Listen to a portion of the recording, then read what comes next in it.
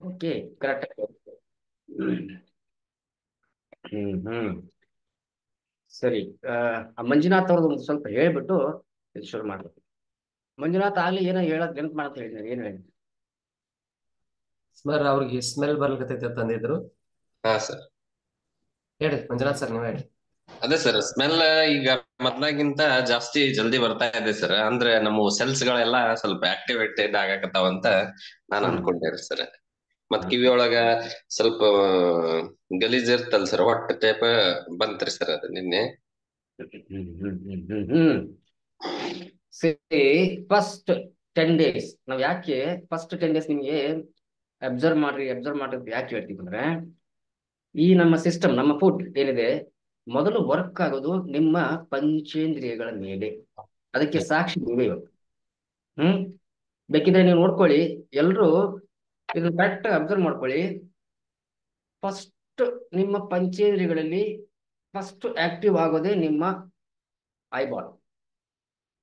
ಮೊದಲು ನಿಮ್ದು ಐಬಾಲ್ ಒಂಥರ ಈ ಕೆಂಪಿಗೆ ಅಥವಾ ಕ್ಲೀನ್ ಆಗಿ ಬ್ಲಾಕ್ ಅಂಡ್ ವೈಟ್ ಇರಲ್ಲ, ಸ್ವಲ್ಪ ಏನೋ ಅಲ್ಲಿ ಇದಿರುತ್ತೆ, ಕಚ್ ಇರುತ್ತೆ, ಏನೋ ಇರುತ್ತೆ. ಒಂದು 3 days ಆದ್ಮೇಲೆ ನೀವು ನಿಮ್ ಕಣ್ಣಲ್ಲಿ ನಿಮ್ ಐಬಾಲ್ ನ ನೋಡ್ಕೊಳ್ಳಿ, ಕ್ರಿಸ್ಟಲ್ ಕ್ಲಿಯರ್ ವೈಟ್ ಆಗಿರುತ್ತೆ. ಅಂಡ್ ನಿಮ್ಮ ದೃಷ್ಟಿ ಆ, ಹೆಂಗಿರುತ್ತೆ ಅಂದ್ರೆ ಕ್ಲಿಯರ್ ಆಗಿರುತ್ತೆ. ಓಕೆ, ಒಂದು ಕವಿವಾಣಿ ಇದೆ, ಏನು, ಕಣ್ಣು ಹೇಗಿರ್ಬೇಕು ಅಂದ್ರೆ ಬೆಳ್ಳಿ ಬಟ್ಟಲೊಳಗೆ ಕರಿದ್ರಾಕ್ಷಿ ಹಣ್ಣಂತು. ಹ್ಮ್ ನಮ್ಮ ಕಣ್ಣು ಬೆಳ್ಳಿ ಬಟ್ಲಾದ್ರೆ ನಮ್ಮ ಪ್ಯೂಪಿಲ್ ಕರಿದ್ರಾಕ್ಷಿ. ಓಕೆ, ಸೊ ಈ ತರ ಇತ್ತು ಅಂದ್ರೆ ನಮಗೆ ಬಾಳ ಬೇಕಿಲ್ಲ. ನಾವ್ ಎಲ್ಲಾದ್ರೂ ಹೊರಗಡೆ ಹೋದ್ರೆ ಬರೀ ಅವ್ರ ಮುಖ ನೋಡಿದ್ರೆ ಹೇಳ್ಬಿಡ್ತೀವಿ, ಇವ್ರು ಶೇಕ್ ಬಿಡ್ತಾರಂತೆ. ಹೌದಾ ರಾಘವೇಂದ್ರ? ಎಸ್ ಸರ್, ನೋಡಿದ್ಮೇಲೆ ಗೊತ್ತಾಗುತ್ತೆ ಸರ್. ಬಟ್ ಅದೇ ಇಡ್ಲಿ ಉಪ್ಪಿಟ್ಟು ತಿಂದವ್ರನ್ನ ನೋಡಿದ್ರೆ ಯಪ್ಪ ಇವ್ರಿಗೆ ಕರ್ಮ ಕಳೆದಿಲ್ವಲ್ಲ ಅಂತ ಅನ್ಸ್ಬೇಕು.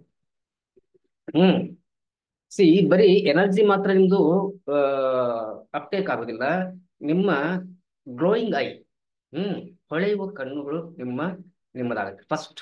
Second, nose. ಓಕೆ, ನಿಮ್ದು ಓಡರ್ ಬಡ್ ಮತ್ತೆ ಟೇಸ್ಟ್ ಬಡ್ ಆಕ್ಟಿವ್ ಆಗುತ್ತೆ.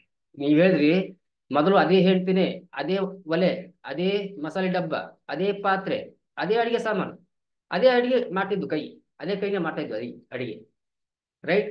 ಇವಾಗ್ಲೂ ಅದೇ ಡಬ್ಬ, ಅದೇ ಒಲೆ, ಅದೇ ಪಾತ್ರೆ, ಅದೇ ಸಾಮಾನು, ಅದೇ ಕೈ ಅಡಿಗೆ ಮಾಡ್ತಾ ಐತಿ. ಬಟ್ ಟೇಸ್ಟ್ ಬರ್ತಾ ಐತಿ. ಅಡಿಗೆ ಟೇಸ್ಟ್ ಎಲ್ಲಿರೋದು? ಅಡಿಗೆಯಲ್ಲ, ನಾಲ್ಗೆಯಲ್ಲಿ. ಸೊ ಟೇಸ್ಟ್ ಬಡ್ ಆಕ್ಟಿವ್ ಆಗುತ್ತೆ. ಅಂಡ್ ಓಡರ್ ಬಡ್ ಅಂದ್ರೆ ನಿಮ್ಮ ವಾಸನಾ ಗ್ರಂಥಿಗಳು ಆಕ್ಟಿವ್ ಆಗ್ತವೆ. ಯಾಕೆಂದ್ರೆ ಬಿಕಾಸ್ ಆಫ್ ಜಿಂಕ್. ನಮ್ಮ ಶೇಕಲ್ಲಿ ಜಿಂಕ್ ಏನಿದೆ, ಆ ಜಿಂಕ್ ಆ ತರ ನಿಮ್ಗೆ ಪಂಚೇಂದ್ರಿಯಗಳನ್ನ ಆಕ್ಟಿವ್ ಮಾಡುತ್ತೆ. ನಾ ಹೇಳ್ತಾ ಇರ್ತೀನಿ, ಇಂಗ್ರೀಡಿಯೆಂಟ್ಸ್ ವಿತ್ ಪರ್ಪಸ್. ಸುಮ್ಮನೆ ಹಾಕಿಲ್ಲ, ಏನೋ ಒಂದು ಶೇಕ್ ಮಾಡ್ಬಿಡೋಣ, ಜನಕ್ಕೆ ಕೊಟ್ಬಿಡೋಣ, ದುಡ್ಡು ಮಾಡ್ಬಿಡೋಣ, ಹಂಗಿಲ್ಲ. ಇಂಗ್ರೀಡಿಯೆಂಟ್ಸ್ ವಿತ್ ಪರ್ಪಸ್ಫುಲಿ ಇಂಗ್ರೀಡಿಯೆಂಟ್ಸ್ ನ ಎಷ್ಟು ಕೊಡಬೇಕು ಅಷ್ಟು ಇಂಗ್ರೀಡಿಯೆಂಟ್ಸ್ ನ ಹಾಕಿರೋದು ನಮ್ಮ ಶೇಖರ್. ಅರ್ಥ ಆಯ್ತು? ಸೊ ಫಸ್ಟ್ 10 days ಅಲ್ಲಿ ನಿಮ್ಗೆ ಈ ತರ ಪಂಚೇಂದ್ರಿಯಗಳು ಆಕ್ಟಿವ್ ಆಗ್ತಾ ಹೋಗ್ತವೆ. ಅಂಡ್ ಒಂದು 4-5 ದಿವಸ ಆದ್ಮೇಲೆ ನಿಮ್ಮ ಸ್ಕಿನ್ ಕಲರ್ ಚೇಂಜ್ ಆಗಿ ಶುರುವಾಗುತ್ತೆ. ಇವಾಗ ಅನಿಸ್ತಾ ಇದೆ ನಿಮ್ಗೆ, ನನಗಂತೂ ಅನಿಸ್ತಾ ಇದೆ, ನಿಮ್ ಮುಖ ನೋಡಿದ್ರೆ. ಅನ್ಮ್ಯೂಟ್ ಮಾಡಿ. ಹಾ ಸರ್, ಆಗೇದ್ರಿ. ಸ್ಕಿನ್ ಗ್ಲೋ ಆಗೈತಿ ಸರ್, ಸ್ವಲ್ಪ ಬೆಳ್ಳಗೇನೋ ಆಗೈತಿ ಸರ್. ಒಂದು 4-5 ದಿವಸ ಆದ್ಮೇಲೆ ನಿಮ್ಮ ಸ್ಕಿನ್ ಒಂಥರ ಫ್ರೆಶ್, ಈಗ ತರ ಸ್ನಾನ ಮಾಡ್ಕೊಂಡ್ ಬಂದಿದ್ದಾರೇನೋ ಅನ್ನೋ ತರ ಫೀಲಿಂಗ್ ಇರುತ್ತೆ. ನಿಮ್ದಿನ ಸ್ನಾನ ಆಗಿಲ್ಲ, ಬಟ್ ನಿಮ್ ಮುಖ ನೋಡಿದ್ರೆ ಸ್ನಾನ ಆಗಿದೆ ಅಂತ ಅನ್ಸುತ್ತೆ. ಹಾ ಸರ್, ಇನ್ನ ಆಗಿಲ್ರಿ ಸರ್. ಸೊ ಹಂಗೆ ಯಾಕೆ ಅನ್ಸುತ್ತೆ ಅಂದ್ರೆ, ನಮ್ಮ ದೇಹದಲ್ಲಿ ಏನು ಟಾಕ್ಸಿನ್ಸ್ ಡೆಪಾಸಿಟ್ ಆಗಿರುತ್ತೆ, ಅದು ಬೆವರ್ ಮುಖಾಂತರ, ಯೂರಿನ್ ಮುಖಾಂತರ ಬಾಡಿ ಕ್ಲೆನ್ಸ್ ಮಾಡ್ತಾ ಇರುತ್ತೆ. ಅವಾಗ ನಿಮ್ದು ಬಾಡಿಲಿ ಟಾಕ್ಸಿನ್ಸ್ ಎಲಿಮಿನೇಟ್ ಆಗ್ತಾ ಹೋಯ್ತು, ನಿಮ್ದು ಸ್ಕಿನ್ ಆಟೋಮೆಟಿಕ್ ಗ್ಲೋ ಆಗುತ್ತೆ, ನಿಮ್ಮ ಐಬಾಲ್ ಗ್ಲೋ ಆಗುತ್ತೆ, ನಿಮ್ಮ ಟೇಸ್ಟ್ ಬಡ್ ಆಕ್ಟಿವ್ ಆಗುತ್ತೆ, ಓಡರ್ ಬಡ್ ಆಕ್ಟಿವ್ ಆಗುತ್ತೆ, ಅಂಡ್ ಸೈಟ್ ಶಾರ್ಪ್ ಆಗುತ್ತೆ. ಯಾರಿಗೆಲ್ಲ ಹಂಗ ಅನ್ಸಿದೆ, ಸೈಟ್ ಶಾರ್ಪ್ ಆಗಿದೆ, ರೈಟ್? ಸೊ ಫಸ್ಟ್ ನಮ್ಮ ಡಿಫೆನ್ಸ್ ಸಿಸ್ಟಮ್ ಮೇಲೆ ವರ್ಕ್ ಮಾಡೋದು ಶೇಕ್. ಡಿಫೆನ್ಸ್ ಸಿಸ್ಟಮ್ ಅಂದ್ರೆ ಪಂಚೇಂದ್ರಿಯಗಳು. ಓಕೆ, ಸೊ ಅದನ್ನ ಅಬ್ಸರ್ವ್ ಮಾಡಬೇಕು. ಅಂಡ್ ಇವಾಗ ಇವ್ರು ಹೇಳ್ತಾ ಇದ್ರು ಶಂಕರಪ್ಪನವರು ಏಜ್ ಫ್ಯಾಕ್ಟರ್, ಹಾಗಾಗಿ ಎಲ್ರಿಗೂ ಬಂದಂಗೆ ನನಗೂ ಶುಗರ್ ಬಂದ್ಬಿಟ್ಟಿದೆ, ಬಿ ಪಿ ಬಂದ್ಬಿಟ್ಟಿದೆ ಕೆಲವೊಬ್ರು ಇದಾರೆ. ಹೌದೇನು ಸರ್?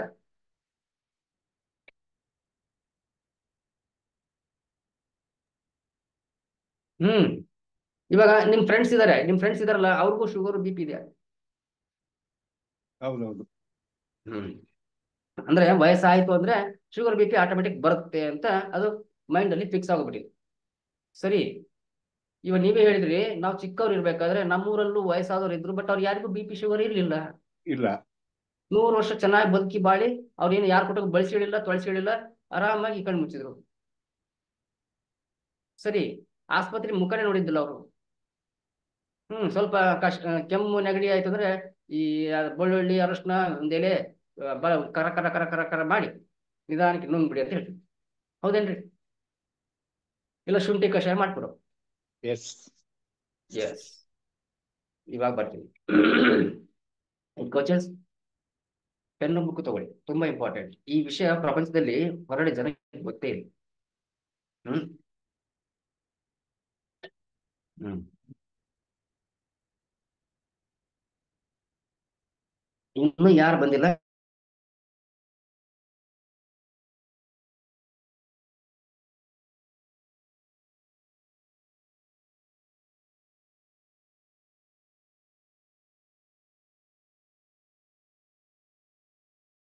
ತಂದೆಯವರಿಗೆ ನಾವು 11 ಜನ ಮಕ್ಕಳು. ಹ್ಮ್ ಸರ, ಶಂಕರಪ್ಪ ಸರ್ ನೀವೇ ಹೇಳಿ, ಇವಾಗ ನಾವಾತು ನಮ್ಮ ಮಕ್ಕಳಾತು 11 ಜನ ಮಕ್ಕಳು ನಡೆಯೋ ಒಂದು ಕೆಪಾಸಿಟಿ ಇದೆ ಅವ್ರಿಗೆ. ಹಾ, ಇವಾಗ ನಮ್ಮ ಮಕ್ಕಳಿಗೆ 11 ಜನ, ನಮ್ಮ ಅಪ್ಪಗೆ ನಾವು 11 ಜನ ಮಕ್ಕಳು, ನೀನು 11 ಮಕ್ಕಳು ಅಡಿಬೇಕು ಮಗನೇ ಅಂತಂದ್ರೆ ಹೆಂಗೆ? 11 ಜನ ನಿಂತಿಲ್ಲ. ಅಡಿಯಕ್ಕಾಗತ್ತೆ ಅವ್ರ ಕೈಲಿ? ಅದೇ ಒಟ್ಟಿಗೆ ಹೋಗಿರ್ಬೇಕು. 5 ಜನ ಇದ್ದು 5-6 ಜನ. ಅದಕ್ಕೆ ಶೇಕ್ ಕುಡಿಯೋರ್ಗು ನಾಷ್ಟ ಮಾಡೋರ್ಗು ಡಿಫ್ರೆನ್ಸ್ ಏನಂದ್ರೆ, ಆ ಇವಾಗ ಅಡಿಬೇಕು ಅಂದ್ರೆ ಆಸ್ಪತ್ರೆಗೆ ಹೋಗ್ಬೇಕು, ಹೊಟ್ಟೆ ಬಂತು ಅಂದ್ರೆ ಬೆಡ್ ರೆಸ್ಟ್, ಅಂಡ್ ಟೈಮ್ ಆಯ್ತು ಅಂದ್ರೆ ಡೆಲಿವರಿ ಮಾಡಕ್ಕೆ ಆಗೋದಿಲ್ಲ, ಯಾಕಂದ್ರೆ ಅವರಲ್ಲಿ ಪುಷ್ ಮಾಡಕ್ಕೆ ಮಸಲ್ಸೇ ಇಲ್ಲ, ಸಿ ಸೆಕ್ಷನ್ ಮಾಡಿ ಮಗುನ ಹೊರಗೆ ತೆಗಿಬೇಕು ಅಂತ ಹೇಳ್ತಾರೆ. ಇವಾಗ ನಾರ್ಮಲ್ ಡೆಲಿವರಿ ಆಗೋದು ತುಂಬಾ ಕಡಿಮೆ. ಹೌದಾ ಶಂಕರಪ್ಪ ಸರ್? ಹೇಳಿ.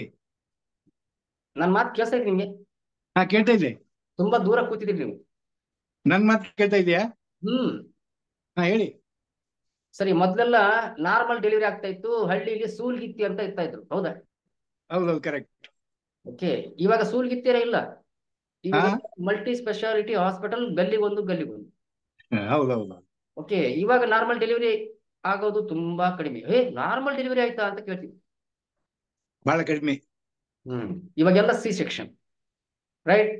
ಮತ್ತೆ ಪ್ರತಿ ಒಂದು ಮಕ್ಕಳು ಸಿ ಸೆಕ್ಷನ್. ನಂದೇ ಹೇಳ್ತೀನಿ, ನಂದು 3 ಮಕ್ಕಳು, 3 ಮಕ್ಕಳು ಸಿ ಸೆಕ್ಷನ್. ಇನ್ನು 11 ನಮ್ಮ ಮಗಳು. ಹಾ, ನಾರ್ಮಲ್ ಮನೆಯಲ್ಲೇ.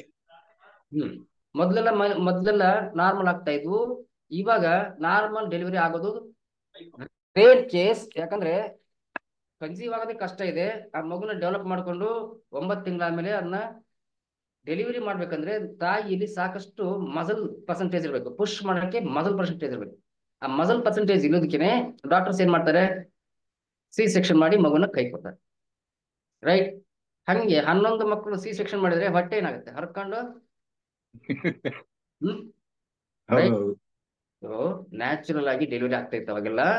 ಅಂಡ್ ಯಾವುದೇ ಈ ಫುಡ್ ಅಡಲ್ಟ್ರೆಂಟ್ ಆಗಿರಲಿಲ್ಲ. ಅವಾಗೆಲ್ಲ ಜವಾರಿ ಬೀಜಗಳನ್ನ ಬಿತ್ತಾ ಇದ್ರು, 6 ತಿಂಗಳಿಗೆ ಒಂದು ಬೆಳೆ ತೆಗಿತಾ ಇದ್ರು. ಮುಂಗಾರಿ ಒಂದ್ ಬೆಳೆ, ಹಿಂಗಾರಿ ಒಂದ್ ಬೆಳೆ. ಹಕ್ಕಡಿ ಕಾಳು ಅಂತ ಹಾಕ್ತಾ ಇದ್ರು. ಈ ಜೋಳ ಬಿತ್ತಿದ್ರೆ ಅದರಲ್ಲಿ ತೊಗರಿನ ಸೆಂಟ್ರಲ್ ಹಾಕ್ತಾ ಇದ್ರು, ರೈಟ್? ಜೋಳ ಕೊಯ್ದಾದ್ಮೇಲೆ ತೊಗರಿ ಈ ದೀಪಾವಳಿ ಆದ್ಮೇಲೆ ಬರ್ತಾ ಇತ್ತು. ಒಂದು ಬೇಳೆ ಒಂದು ಜೋಳ. ಅವಾಗ ಅಕ್ಕಿ ಇರ್ಲಿಲ್ಲ, ಅಕ್ಕಿ ಇರ್ಲೇ ಇಲ್ಲ ಅವಾಗ. ನವಣಕ್ಕಿ ಬೆಳಿತಾ ಇದ್ರು. ಇನ್ನೊಂದು ಎಂತದ್ದು ಅಕ್ಕಿ ಅಂತಾರೆ ಡ್ಯಾಡಿ, ಅದು ಯಾವ್ದು ಹೇಳಿದ್ರು ಎಂತ ಹಾಕಿದ್ರು, ಸಾಮಿ ಅಕ್ಕಿ, ನವಣಕ್ಕಿ, ಸಾನುವೆ ಅಕ್ಕಿ. ಇವೆರಡೇ ಇದ್ದಿದ್ದು.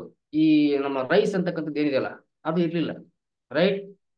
ಯಾವಾಗ ನೀರಾವರಿ ಸೌಲಭ್ಯ ಸಿಗಕ್ ಶುರುವಾಯ್ತು, ಡ್ಯಾಮ್ಗಳು ಕಟ್ಟಕ್ ಶುರು ಮಾಡಿದ್ರು, ವರ್ಷದ ತುಂಬೆಲ್ಲ ನೀರ್ ಸಿಗಕ್ ಶುರುವಾಯ್ತು. ಹಾಗಾಗಿ ಭತ್ತದ ಗದ್ದೆಗಳು ಶುರುವಾಯ್ತು.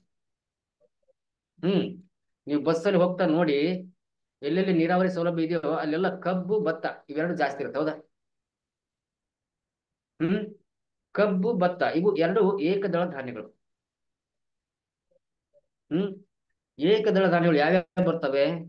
ಒಂದು ಕಬ್ಬು, ರಾಗಿ, ಜೋಳ, ಆಮೇಲೆ ಮುಸ್ಕಿನ ಜೋಳ, ನವಣೆ, ಸಜ್ಜಿ, ಇವೆಲ್ಲ ಏಕದಳ ಧಾನ್ಯಗಳು. ದ್ವಿದಳ ಧಾನ್ಯಗಳು ಯಾವುವು? ಈ ಕಾಳು ಪಲ್ಯಗಳು, ಮಡಿಕೆ ಕಾಳು, ಆಮೇಲೆ ಹುರುಳಿ ಕಾಳು, ಅಲಸಂದಿ ಕಾಳು, ಇನ್ಯಾವ್ಯಾವ ಕಾಳು ಬರ್ತಾವಲ್ಲ, ರೈಟ್? ಅಂದ್ರೆ ಜಜ್ಜಿದ್ರೆ ಎರಡು ಹೋಳಾಗ್ತಕ್ಕಂಥ ಕಾಳುಗಳು ಯಾವ್ದಾವೆ ಅವೆಲ್ಲ ದ್ವಿದಳ ಧಾನ್ಯಗಳು. And rich source of amino acids and proteins and fibre, right? Fibre ಕೂಡ ಆ ಕಾಳಿನಲ್ಲಿ ಅವಾಗ ಸಾಕಷ್ಟು ಇರ್ತಾ ಇತ್ತು. ಮೊದಲೆಲ್ಲ ಯಾರ ಮನೆಗಾದ್ರೂ ಹುಳ್ಳಿಕಾಳು ಸಾಂಬಾರ್ ಮಾಡಿದ್ರೆ ಅಂದ್ರೆ ಓಣಿ ಎಲ್ಲ ವಾಸನೆ ಬರ್ತಾ ಇತ್ತು. ನುಗ್ಗೆಕಾಯಿ ಸಾಂಬಾರ್ ಮಾಡಿದ್ರೆ ಅಂದ್ರೆ ಓಣಿ ಎಲ್ಲ ವಾಸನೆ ಬರ್ತಾ ಇತ್ತು. ಇವಾಗ ಆ ಕೊತ್ತಂಬರಿ ಸೊಪ್ಪು ತಗೊಂಡ್ಬರ್ತೀವಿ, 3 ಲೀಟರ್ ವಾಸನೆ ಬರಲ್ಲ. ಹಂಗ ಯಾವ ಕೊತ್ತಂಬರಿ ಸೊಪ್ಪು 25 ದಿನಕ್ಕೆ ಕಟಾವು ಬರುತ್ತೆ ಕೊತ್ತಂಬರಿ ಸೊಪ್ಪು, ರೈಟ್? ಸೊ ಮೊದಲು ಯಾವುದೇ ತರಹದ ಈ ಹೈಬ್ರಿಡ್ ಬೀಜಗಳನ್ನ ಬಿತ್ತಾ ಇರ್ಲಿಲ್ಲ. ಜವಾರಿ ಬೀಜಗಳನ್ನ ಬಿತ್ತಾ ಇದ್ರು, ಮಳೆಗಾಲಕ್ಕೆ ಬೆಳೆ ಬೆಳಿತಾ ಇದ್ರು. ಅಂಡ್ ಮನೆಗೆ ಎಷ್ಟು ಬೇಕೋ ಅಷ್ಟು ಇಟ್ಕೊಂಡು ಬಾರ್ಟರಿಂಗ್ ಸಿಸ್ಟಮ್ ಇತ್ತು. ಬಾರ್ಟರಿಂಗ್ ಸಿಸ್ಟಮ್ ಅಂದ್ರೆ ವಸ್ತು ವಿನಿಮಯ ಪದ್ಧತಿ. ನಿಮ್ಮ ಮನೇಲಿ ಬೇಳೆ ಇದ್ರೆ ನಮ್ಮ ಮನೇಲಿ ಜೋಳ ಇದೆ, ನಾನು 2 ಚೀಲ ಜೋಳ ಕೊಡ್ತೀನಿ, 1 ಚೀಲ ನಂಗೆ ತೊಗರಿ ಕೊಡು. ಹಿಂಗೆ ಬಾರ್ಟರಿಂಗ್ ಸಿಸ್ಟಮ್ ಇತ್ತು. ಹೌದಾ? ಯಾರಿಗೆಲ್ಲ ಕೇಳಿಸ್ಕೊಂಡಿದ್ದೀರಿ, ಓದಿದಿರಿ? ವಸ್ತು ವಿನಿಮಯ ಪದ್ಧತಿ, ರೈಟ್? ಹಂಗೆ ಇರ್ತಾ ಇತ್ತು. ಬಟ್ ಯಾವಾಗ ಜನಸಂಖ್ಯಾ ಸ್ಫೋಟ ಆಯ್ತು ಅಂಡ್ ತುರ್ತು ಪರಿಸ್ಥಿತಿ ಬಂತು, ಜನಗಳಿಗೆ ಊಟ ಕೊಡೋದು ಕಷ್ಟ ಆಗಿ ಶುರುವಾಯ್ತು. ಸೊ ಈ ಸೈಂಟಿಸ್ಟ್ಗಳು ಏನ್ ಮಾಡ್ಬಿಟ್ರು, ಕಡಿಮೆ ಅವಧಿಯಲ್ಲಿ ಹೆಚ್ಚು ಇಳುವರಿ ಬರ್ತಕ್ಕಂಥ ಬೀಜಗಳನ್ನ ಕಂಡುಹಿಡ್ಬಿಟ್ರು, ಹೈಬ್ರಿಡ್ ಬೀಜಗಳು. ಮೊದಲು ಏನಾಗ್ತಾ ಇತ್ತು, ಈ ಜವಾರಿ ಕಾಳು ಅಂತ ಏನ್ ಹೇಳ್ತೀವಲ್ಲ, 50 ಭಾಗ ಪೋಷಕಾಂಶಗಳಿದ್ರೆ ಇನ್ನು 50 ಭಾಗ ಶಕ್ತಿ ಇರ್ತಾ ಇತ್ತು. 50% ಮಿನರಲ್ಸ್, ವಿಟಮಿನ್ಸ್ ಇರ್ತಾ ಇದ್ರೆ ಇನ್ನು 50% ಗ್ಲೂಕೋಸ್ ಇರ್ತಾ ಇತ್ತು, ಶಕ್ತಿ. ಬಟ್ ಇವಾಗ ಏನಾಯ್ತು, ಹೈಬ್ರಿಡ್ 10% ನಮ್ಗೆ ಪೋಷಕಾಂಶಗಳು ಸಿಗ್ತಾ ಇರೋದು, ಫೈಬರ್ ಇಲ್ವೇ ಇಲ್ಲ, ಫ್ಯಾಟ್ ಇಲ್ವೇ ಇಲ್ಲ, ಅಂಡ್ 90% ಕಾರ್ಬೋಹೈಡ್ರೇಟ್ ನಮ್ಮ ಊಟದಲ್ಲಿ ಇವಾಗ ನಾವು ತಿಂತಾ ಇರೋದು. ಓಕೆ, ಸೊ ಬೆಳಗ್ಗೆ ಎದ್ದು ನಾವು ಏನ್ ತಿಂತೀವಿ?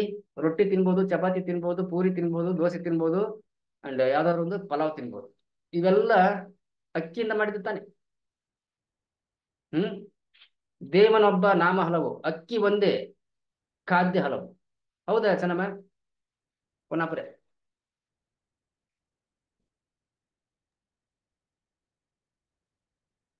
ಇಡ್ಲಿ ಮಾಡ್ಬೇಕಂದ್ರೆ ಏನ್ ಬೇಕು? ಅಕ್ಕಿನೇ ರೀ. ದೋಸೆ ಮಾಡ್ಬೇಕಂದ್ರೆ ಏನ್ ಬೇಕು? ಅಕ್ಕಿನೇ ಬೇಕು. ಪಲಾವ್ ಮಾಡ್ಬೇಕಂದ್ರೆ ಏನ್ ಬೇಕು? ರೈಸ್. ರೈಸ್. ಓಕೆ. ಅಂಡ್ ರೊಟ್ಟಿ ಮಾಡ್ಬೇಕಂದ್ರೆ ಏನ್ ಬೇಕು? ಜೋಳ. ಮುದ್ದೆ ಮಾಡ್ಬೇಕಂದ್ರೆ ಏನ್ ಬೇಕು? ರಾಗಿ. ರಾಗಿ, ರೈಟ್? ಇವೆಲ್ಲ ಏಕದಳ ಧಾನ್ಯಗಳು. ಚಪಾತಿ ಮಾಡ್ಬೇಕಂದ್ರೆ ಗೋಧಿ. ಗೋಧಿ. ಪೂರಿ ಮಾಡ್ಬೇಕಂದ್ರೆ ಮೈದಾ. ಗೋಧಿ, ರೈಟ್? ಇವೆಲ್ಲ ಏಕದಳ ಧಾನ್ಯಗಳು. ಏಕದಳ ಧಾನ್ಯಗಳು rich source of carbohydrate. Rich source of carbohydrate. ಇತ್ತೀಚೆಗೆ ನಾವ್ ಏನ್ ಮಾಡ್ತಾ ಇದೀವಿ, ನಾವ್ಯಾರು ಸ್ವಂತಕ್ಕೆ ಬೆಳೀತಾ ಇಲ್ಲ. ಡಿಪೆಂಡ್ ಆಗಿದ್ದೀವಿ ದಿನಸಿ ಅಂಗಡಿ ಮೇಲೆ. ಅವ್ರು ಏನ್ ಕೊಡ್ತಾರೋ ಅದನ್ನ ತಗೊಂಬಂದು ಕುಕ್ಕರ್ ಹಾಕಿ 2 ಸೀಟಿ ಹೊಡೆಸಿ ಕೆಳ ಸೀಟಿ ಹೊಡ್ಕೊಂತ ಅಡ್ಡಾಡ್ಬಿಡೋದು. ಹೌದಾ? ಕುಕ್ಕರ್ ನಲ್ಲಿ ಬೇಯಿಸಿದ್ದು ತಿನ್ಬೇಡ ಮಗ, ನಿಕ್ಕರ್ ದೊಡ್ಡದಾಗತ್ತೆ. ಯಾವಾಗ ಕುಕ್ಕರ್ ಬಂತೋ ಅವಾಗ್ಲಿಂದ್ರೆ ನಿಕ್ಕರ್ ದೊಡ್ಡದಾಗಿತ್ತು. ಹೌದಾ ಚೆನ್ನಮ್ಮ? ಹೌದ್ರಿ ಸರ್. ಯಾರೆಲ್ಲ ಒಲೆ ಮೇಲೆ ಬೇಯಿಸ್ಕೊಂಡು ತಿಂದ್ರು ಅವ್ರು ಯಾರು ನಿಕ್ಕರ್ ದೊಡ್ಡದಾಗಿದ್ದಿಲ್ಲ. ಕರೆಕ್ಟ್? ಹೌದ್ರಿ ಸರ್. ನೋಡಿ, ನಿಮ್ ಮನೆಯಲ್ಲಿ ಈ ಅಜ್ಜ ಅಜ್ಜಿದ ಬ್ಲಾಕ್ ಅಂಡ್ ವೈಟ್ ಫೋಟೋ ಇರುತ್ತೆ. ಅವ್ರು ಯಾರು ಹೊಟ್ಟೆ ಡುಮ್ಮ ಕೈ ಕಳ್ಸಣ್ಣ ಹಂಗಿದಾರ? ಇಲ್ಲ, ಫಿಟ್ ಅಂಡ್ ಫೈನ್ ಆಗಿದ್ದಾರೆ. ಕರೆಕ್ಟ್ ತಾನೆ? ಹೌದ್ರಿ ಸರ್. ಯಾಕೆ ಅಂದ್ರೆ ಅವರು ಪ್ರಕೃತಿ ದತ್ತವಾಗಿ ಬಂದಂತ ಬೀಜಗಳನ್ನ ಬಿತ್ತಾ ಇದ್ರು, ಅವನ್ನೇ ಊಟ ಮಾಡ್ತಾ ಇದ್ರು. ಅವಾಗೆಲ್ಲ ಈ ಬೇಕರೀಸು, ಕಾಂಡಿಮೆಂಟ್ಸು, ರೆಸ್ಟೋರೆಂಟ್ ರೆಸಿಪೀಸು, ಆಮೇಲೆ ಪೌಲ್ಟ್ರಿ ಫುಡ್ ಯಾವ ಇರ್ಲಿಲ್ಲ. ಬಾಳ ಅಂದ್ರೆ ಒಂದು ಚಾದ ಅಂಗಡಿ, ಒಂದು ಚುಮ್ಮರಿ ಅಂಗಡಿ ಅಷ್ಟು ಬಿಟ್ರೆ ಅದು ಕೂಡ ಅಲ್ಲಿ ಹೋದ್ರೆ ಮಕ್ಳು ಹುಡುಗರು ನಾವೆಲ್ಲ ಓದಪ್ಪ ಅಂದ್ರೆ ಹೊಡೆದು ಕಳ್ಸಿದ್ರು ನಿಮ್ಗೆ. ಏಯ್ ಚಾದ ಅಂಗಡಿ ಬಂದಿ ಮಗನೇ ಅಂತಂದ್ರೆ ಹೊಡೆದು ಕಳಿಸ್ತೇವೆ. ರೈಟ್. ಸೊ ಅಂದ್ರೆ ಮನೆಯಲ್ಲೇ ಬೇಯಿಸ್ತಾ ಇದ್ರು, ಮನೆಯಲ್ಲೇ ಎಲ್ಲ ತಿಂತಾ ಇದ್ರು. ಹೊರಗಡೆ ಯಾವುದು ಈ ಬೇಕರೀಸು, ಕಾಂಡಿಮೆಂಟ್ಸು, ಈ ಲೇಸು, ಕುರ್ಕುರೆ ಇಂಥದ್ದು ಯಾವುದು ಇರ್ಲಿಲ್ಲ. ರೈಟ್. ಸೊ ಯಾವಾಗ ನಮ್ಮ ಟೇಸ್ಟ್ ಬದಲೇ ಆಯ್ತು, ಪ್ರತಿನಿತ್ಯ ನಾವು ಬೆಳಿಗ್ಗೆನೂ ಅಕ್ಕಿ ರಾಗಿ ಗೋಧಿ, ಮಧ್ಯಾಹ್ನನೂ ಅಕ್ಕಿ ರಾಗಿ ಗೋಧಿ ನೋಡಿ ಬೇಕಾದ್ರೆ ನಮ್ಮ ತಟ್ಟೆಯಲ್ಲಿ 90% ಕಾರ್ಬೋಹೈಡ್ರೇಟ್ ಇರುತ್ತೆ. ಇವಾಗ 4 ದೋಸೆ ತಿಂದ್ವಿ ಅಂದ್ರೆ ಅದಕ್ಕೊಂದು ಪಲ್ಯ ಒಂದಿಷ್ಟು ತಿಂತೀವಿ, ಒಂದಿಷ್ಟು ಚಟ್ನಿ ಇಷ್ಟು ತಿಂತೀವಿ. ರೈಟ್. 4 ರೊಟ್ಟಿ ತಿಂದ್ರೆ ಒಂದಿಷ್ಟು ಪಲ್ಯ ತಿಂತೀವಿ, ಒಂದಿಷ್ಟು ಚಟ್ನಿ ತಿಂತೀವಿ. ರೈಸು ಅದು ಗುಡ್ಡ ಇದ್ದಂಗೆ ಇರುತ್ತೆ, ಸಮುದ್ರದಂಗೆ ಸಾಂಬಾರು ಇರುತ್ತೆ. ರೈಟ್. ಇವೆಲ್ಲ ರಿಚ್ ಸೋರ್ಸ್ ಆಫ್ ಕಾರ್ಬೋಹೈಡ್ರೇಟ್. ಈ ಕಾರ್ಬೋಹೈಡ್ರೇಟ್ ತಿಂದ ತಕ್ಷಣ ಏನಾಗುತ್ತೆ ಗೊತ್ತಾ, ನಮ್ಮ ಯಾವಾಗ ನಾವು ಹೊಟ್ಟೆ ಒಳಗೆ ಹಾಕ್ತಿವಿ ಇಮ್ಮಿಡಿಯೇಟ್ ಆಗಿ ಅದು ಡೈಜೆಸ್ಟ್ ಆಗ್ಬಿಟ್ಟು ಗ್ಲೂಕೋಸ್ ಆಗಿ ಕನ್ವರ್ಟ್ ಆಗಿ ಬ್ಲಡ್ ಸ್ಟ್ರೀಮ್ಗೆ ಎಂಟ್ರಿ ಆಗುತ್ತೆ. ರೈಟ್. ಇಮಿಡಿಯೇಟ್ ಆಗಿ ಬ್ಲಡ್ ಸ್ಟ್ರೀಮ್ಗೆ ಎಂಟ್ರಿ ಆಗುತ್ತೆ. ಎಂಟ್ರಿ ಆದ ತಕ್ಷಣ ನಿಮ್ಗೆ ಏನಿಸುತ್ತೆ, ಊಟ ಮಾಡಿದ್ದು ಇವಾಗ ತೃಪ್ತಿ ಆಯ್ತು, ಅಂದ್ರೆ ಶಕ್ತಿ ಬಂತು. ಇವಾಗ ನಾನು ನಿಮ್ಮನ್ನ ಕೇಳ್ತೀನಿ, ಮಂಜುನಾಥ್ನೇ ನೀವು ಹೇಳ್ರಿ, ನೀವು ಅಂಗಡಿಗೆ ಹೋಗಿರ್ತೀರಿ, ಕೆಟ್ಟ ಹಸುವಾಗಿರುತ್ತೆ. ಮಮ್ಮಿ ಫಸ್ಟ್ ಕ್ಲಾಸ್ ಒಂದು ಪಲಾವ್ ಮಾಡಿರ್ತಾರೆ ಮಧ್ಯಾಹ್ನ, ನಿಮಗೆ ನೋಡಿ ಸಿಕ್ಕಾಬಿಟ್ಟು ಹಸುವಾಗೈತಿ, ಲೇಟ್ ಆಗ್ಬಿಟ್ಟತಿ, ಮನೆಗೆ ಬಂದ್ರಿ ಪಟ ಪಟ ಮಕ್ಕಳ ತೊಗೊಳ್ಳಿ, ಕೈ ಒಂದು ತೊಗೊಂಡ್ರಿ, ಅಲ್ಲಿ ಟೇಬಲ್ ಮೇಲೆ ಸೇಬು, ದ್ರಾಕ್ಷಿ ಇಂತ ಬಿಟ್ಟಿರ್ತಾರೆ. ಪಕ್ಕದಲ್ಲಿ ತಟ್ಟೆಯಲ್ಲಿ ಘಮ ಘಮ ಘಮ ಅಂತ ಪಲಾವ್ ಹಾಕಿಟ್ಟಿರ್ತಾರೆ. ಇವಾಗ ಹೊಟ್ಟೆ ಕೆಟ್ಟ ಹಸ್ಬಿಟ್ಟತಿ, ನೀವು ಸೇಬು ದ್ರಾಕ್ಷಿ ತಿನ್ಕೊಳ್ತಾ ಕೂತಿರೋ ಅಥವಾ ಪಲಾವ್ ಕೈ ಹಾಕಿ? ಇಲ್ಲ ಸರ್, ಪಲಾವ್ಗೆ ಹಾಕ್ತಿದ್ದೀವ್ರಿ ಸರ್. ಯಾಕೆ? ಅಂದ್ರೆ ಹೊಟ್ಟೆ ಹಸ್ತಿತ್ತಲ್ಲ ಸರ್, ಹೊಟ್ಟೆ ಹಸ್ದಾಗ ಊಟನ ಮಾಡ್ಬೇಕಂತಾನ ಮೊದ್ಲಾಗಿಂದ ರೂಢಿ ಐತ್ರಿ ಸರ್ ಅದು ನಮಗೆ. ಮತ್ತೆ ಇದು ಊಟ ಅಲ್ಲ, ಯಾವ್ದು ಹಣ್ಣು? ಅದು ಹಣ್ಣ ಅಷ್ಟ ತಿನ್ಬೇಕ ಅನ್ಸುತ್ತ, ಆದ್ರ ಹೊಟ್ಟೆ ಜಾಸ್ತಿ ಹಸಿವಾತಂದ್ರ ಮೊದ್ಲು ಊಟನ ಮಾಡ್ಬೇಕ ಅನ್ಸುತ್ತೆ ಸರ್. ಇಂಟೆಲಿಜೆಂಟ್ ಬ್ರೈನ್ ಅದಕ್ಕೆ ಗೊತ್ತು. ಹಣ್ಣು ತಿನ್ಕೊಂತ ಕುಂತ್ರೆ ನನ್ನ ಹಸು ನೀಗೋದು ತುಂಬಾ ಲೇಟ್ ಆಗತ್ತೆ, ಪಕ್ಕದಲ್ಲಿ ಪಲಾವ್ ಇದೆ, ಘಮ್ ಅಂತ ವಾಸನೆ ಬೇರೆ ಬರ್ತಾ ಇದೆ ಅಂತ ಹೇಳಿ ಬ್ರೈನ್ ಸ್ಟಿಮ್ಯುಲೇಟ್ ಆಗ್ಬಿಟ್ಟು ನಿಮ್ಗೆ ಕೈನ ಸೀದಾ ಹಣ್ಣಿನ ಮೇಲೆಲ್ಲ ಪಲಾವ್ ಮೇಲೆ ಹೋಗುತ್ತೆ. ಇದು ಕಾಮನ್. ರೈಟ್. ಯಾಕೆ ಗೊತ್ತಾ, ಬ್ರೈನಿಗೆ ಗೊತ್ತು ಆ ಪಲಾವ್ ತಿಂದ್ಬಿಟ್ರೆ ಇಮಿಡಿಯೇಟ್ ಆಗಿ ನನಗೆ ಗ್ಲೂಕೋಸ್ ಸಿಗುತ್ತೆ, ನಾನು ಪ್ರತಿಯೊಂದು ಸೆಲ್ಗೂ ಅದನ್ನ ಪ್ರೊವೈಡ್ ಮಾಡಿದ್ರೆ ನನಗೆ ಬಾಡಿಗೆ ಶಕ್ತಿ ಬರುತ್ತೆ ಅಂತ ಬ್ರೈನ್ಗೆ ಗೊತ್ತು. ಅದಕ್ಕೆ ಹೇಳೋದು ನಾನು intelligent brain, intelligent, innocent and intelligent. ಸರಿ. ಸೊ ಇಮಿಡಿಯೇಟ್ ಆಗಿ ಗ್ಲೂಕೋಸ್ ಆಗಿ ಕನ್ವರ್ಟ್ ಆಗ್ಬಿಟ್ಟು ಬ್ಲಡ್ ಸ್ಟ್ರೀಮ್ಗೆ ಎಂಟ್ರಿ ಆಗುತ್ತೆ. ಸರಿ. ಪ್ರತಿಯೊಂದು ಸೆಲ್ ನಮ್ಮ ದೇಹ ಆಗಿರೋದು ಪ್ರತಿಯೊಂದು ಏನೋ ಜೀವಕೋಶ ಸುಮಾರು 120ರಿಂದ 130 ಟ್ರಿಲಿಯನ್ ಸೆಲ್ಸ್ ಇರ್ತವೆ ಒಬ್ಬ ಮನುಷ್ಯನ ದೇಹದಲ್ಲಿ. ಓಕೆ, 120ರಿಂದ 130 ಟ್ರಿಲಿಯನ್ ಸೆಲ್ಸ್. ಪ್ರತಿಯೊಂದು ಸೆಲ್ಗಳು ಫುಡ್ ಬೇಕು. ಓಕೆ, ಆ ಸೆಲ್ ಅಲ್ಲಿ ಸುಮಾರು 200 ವಿಧ. ಅಂದ್ರೆ ನಮ್ಮ ಬ್ರೈನ್ ಸೆಲ್ಸ್ ಬೇರೆ, ಹಾರ್ಟ್ ಸೆಲ್ಸ್ ಬೇರೆ, ಬೋನ್ ಸೆಲ್ಸ್ ಬೇರೆ, ನಮ್ಮ ಐ ಸೆಲ್ಸ್ ಬೇರೆ, ಲಿವರ್ ಸೆಲ್ಸ್ ಬೇರೆ, ಕಿಡ್ನಿ ಸೆಲ್ಸ್ ಬೇರೆ, ಹಂಗೆ 200 ತರ ಸೆಲ್ಸ್ ಇದೆ. ಎಲ್ಲಾ ಸೆಲ್ಸ್ಗೂ ಬೇಕಾಗಿರೋದು ಮೂಲಭೂತವಾಗಿ ಏನೋ ಫುಡ್, ಗ್ಲೂಕೋಸ್. ಸೊ ಯಾವಾಗ ಬ್ಲಡ್ ಸ್ಟ್ರೀಮ್ಗೆ ಈ ಗ್ಲೂಕೋಸ್ ಎಂಟ್ರಿ ಆಯ್ತು, ಈ ಇನ್ಸುಲಿನ್ ನೀವು ಏನೆಲ್ಲ ತಿಂತೀರಿ, ಎಷ್ಟು ಸಾರಿ ತಿಂತೀರಿ ಅಷ್ಟು ಸಾರಿ ಪ್ಯಾಂಕ್ರಿಯಾಸ್ ಇನ್ಸುಲಿನ್ ಸ್ಪೈಕ್ ಮಾಡ್ತಾನೆ ಇರುತ್ತೆ, ಪ್ರೊಡ್ಯೂಸ್ ಮಾಡ್ತಾನೆ ಇರುತ್ತೆ. ಸೊ ಇನ್ಸುಲಿನ್ ಮತ್ತು ಗ್ಲೂಕೋಸ್ ಯಾವಾಗ ಬ್ಲಡ್ ಸ್ಟ್ರೀಮ್ಗೆ ಎಂಟ್ರಿ ಆಯ್ತು, ಆ ಜೀವಕೋಶ ಏನಿದೆಯಲ್ಲ, ಜೀವಕೋಶ ಅದಕ್ಕೆ ಇನ್ಸುಲಿನ್ ರೆಸೆಪ್ಟಾರ್ಸ್ ಅಂತ ಈ ಮನೆಗೆ ಹೆಂಗೆ ಕಿಟಕಿ ಇರ್ತವೆ, ಬಾಗಿಲು ಇರ್ತವೆ, ಹಂಗೆ ಕವಾಟಗಳು ಇರ್ತವೆ, ಇನ್ಸುಲಿನ್ ರೆಸೆಪ್ಟಾರ್ಸ್. ಆ ಇನ್ಸುಲಿನ್ ರೆಸೆಪ್ಟಾರ್ಸ್ ತನಗೆ ಎಷ್ಟು ಬೇಕು ಅಷ್ಟು ಅಂದ್ರೆ ಶಕ್ತಿ, ಗ್ಲೂಕೋಸ್ ಅನ್ನ ರಕ್ತದಿಂದ ಒಳಗೆ ವೆಲ್ಕಮ್ ಮಾಡ್ಕೊಳತ್ತೆ. ಆ ವೆಲ್ಕಮ್ ಮಾಡ್ಕೊಳಕ್ಕೆ ಬೇಕಾಗಿರೋದು ಇಂಗ್ರೀಡಿಯಂಟ್, ಮೇನ್ ಕೀ ಕ್ರೋಮಿಯಂ. ಸರಿ.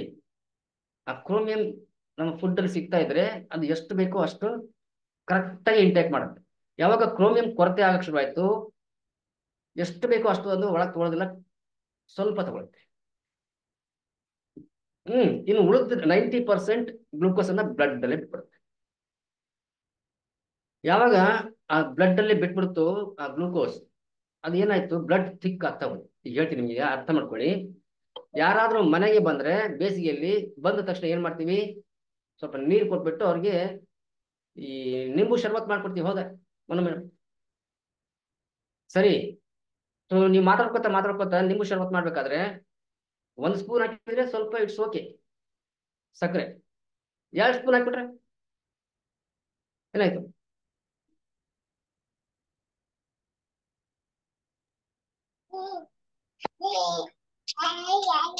ಹಾ ಸರ್. ಇವಾಗ ನಿಂಬು ಶರ್ಬತ್ಗೆ 1 ಸ್ಪೂನ್ ಹಾಕಿದ್ರೆ ಇಟ್ಸ್ ಓಕೆ, ಮಾಡ್ರೇಟ್. ಹಾ ಸರ್. 2 ಸ್ಪೂನ್ ಹಾಕಿದ್ರೆ ಏನಾಯ್ತು?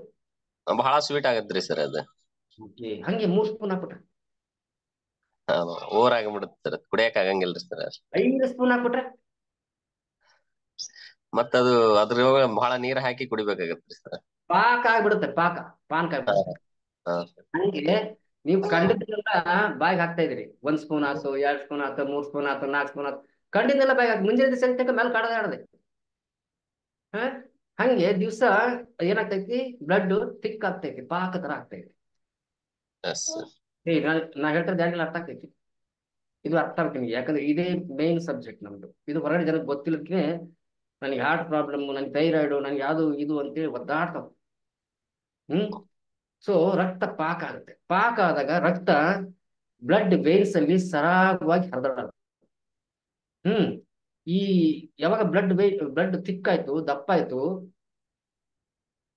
ಅದು ಆ ಒಳಗೆ ಅದು ಇನ್ಸುಲಿನ್ ಕೂಡ ಅಲ್ಲೇ ಉಳ್ಕೊಂಡ್ಬಿಡುತ್ತೆ. ಆ ಇನ್ಸುಲಿನ್ ಕಿಲಾಡಿ ಸುಮ್ಮನೆ ಇರಲ್ಲ. ಅದು ಅದೇನ್ ಮಾಡುತ್ತೆ, ಈ ಬ್ಲಡ್ ವೇನ್ಸ್ ಇರ್ತಾವಲ್ಲ ಆ ಒಳಗೂಡೆನೆ ಕೆರೆಕ್ ಶುರು ಮಾಡುತ್ತೆ, ಗಾಯ ಮಾಡಕ್ ಶುರು. ಯಾವಾಗ ಅದು ಗಾಯ ಮಾಡಕ್ ಶುರು ಮಾಡ್ತು, ಅಲ್ಲಿ ಈ ಬ್ಲಡ್ ಗಂಟು ಕಟ್ಟುವಾಗ ಶುರು ಆಗುತ್ತೆ. ಈ ಕಲ್ಲು ಹೆಂಗೆ ಗಟ್ಟಿ ಆಗುತ್ತೋ, ಉಂಡೆ ಆಗುತ್ತೋ, ಹಂಗೆ ಉಂಡೆ ಕಟ್ಟುವ ಶುರು ಆಗುತ್ತೆ. ಮೊದಲೇ ಬ್ಲಡ್ ಥಿಕ್ ಆಗಿದೆ, ಜೊತೆಗೆ ಅಲ್ಲಿ ನಡುವೆ ಗಂಟುಗಳು.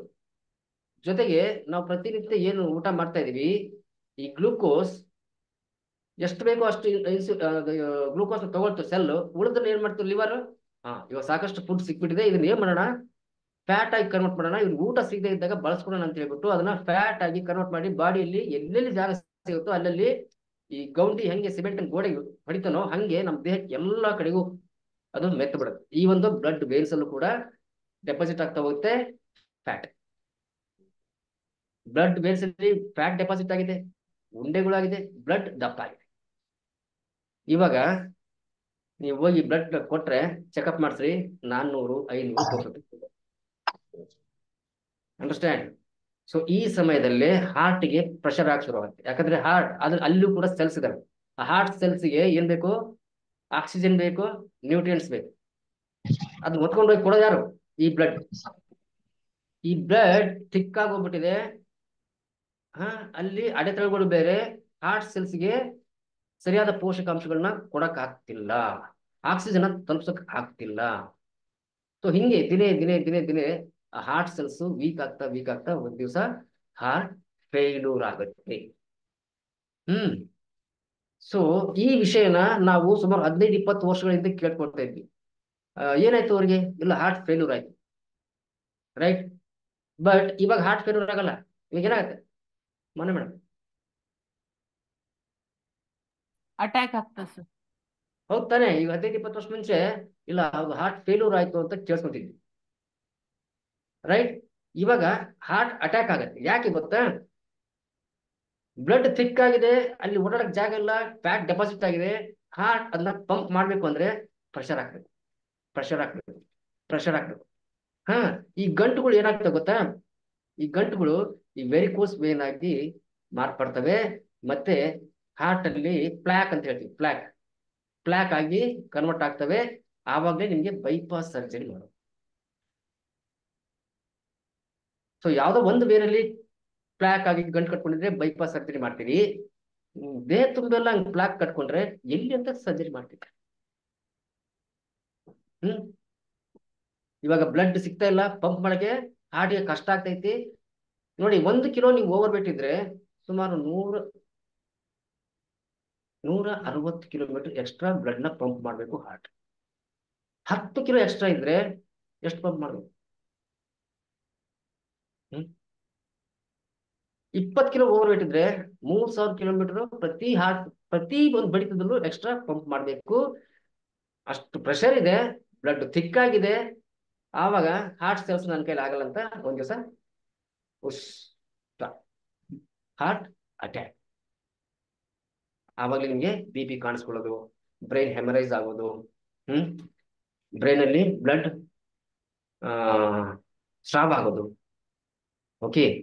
ಅಂಡ್ ಯಾವಾಗ ಹಿಂಗ್ ಬ್ಲಡ್ ತಿಕ್ಕಾಯ್ತು, ಈ ನಮ್ಮ ಕಿಡ್ನಿಗೆ ಅದನ್ನ ಫಿಲ್ಟರ್ ಮಾಡಕ್ಕೆ ತುಂಬಾ ಕಷ್ಟ ಆಗುತ್ತೆ.